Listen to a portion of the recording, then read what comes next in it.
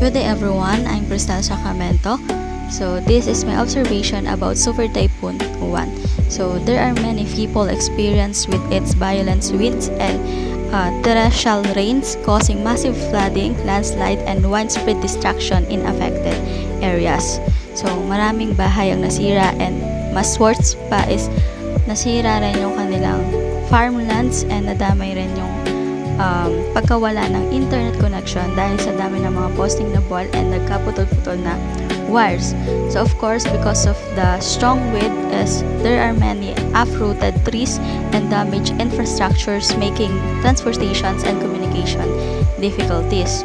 So on the other hand, meron pang isang typhoon which is the Typhoon Tino. Though not as strong as one, still nagdala pa rin siya ng heavy rain and localized flooding. So this two typhoon reminds everyone that even weaker typhoons can still bring danger, especially to areas prone to floods and landslide. So from observation, these two typhoons, it become clear that climate change has intensified the strength and frequency of storms in the Philippines.